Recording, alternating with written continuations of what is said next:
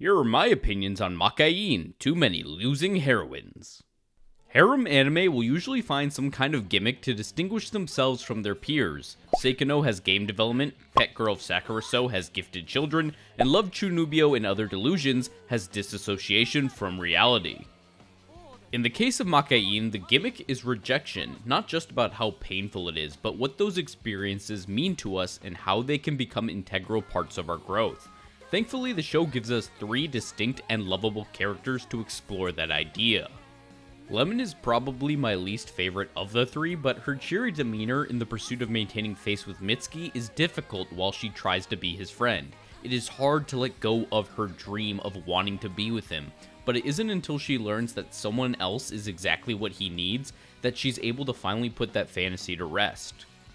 Anna is positioned as the best girl, and the inciting incident of the show with her lovable, albeit unhinged behavior being very entertaining. However, her handling of her failed romance is probably the least healthy of all the heroines, as she harbors a lot of resentment towards Karen. But in the end, she's going through her own process, and the fact that she isn't at a happy ending yet is okay, primarily because the plot has to plot, but also because nobody can tell you how to process your feelings.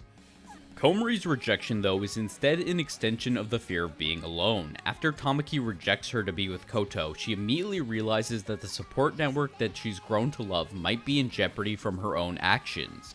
Then, when they all seem to make peace, the senpais of the literature club graduate, leaving Komori by herself again. It is this fear of abandonment and the idea that nobody loves her that honestly, emotionally hit me like a truck.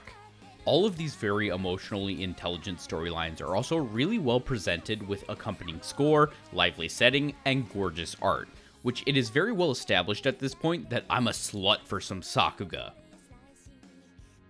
Great style aside, the show manages to add so much life into these characters that I honestly don't care that we don't get a lot of romantic traction between the protagonist and the best girl. But if you're going into the title expecting a big whirlwind romance, then you'll probably be very disappointed by the end of the season. Overall, I really enjoyed the emotional tact that the show handles its story with, and I really hope that it gets picked up for a second season.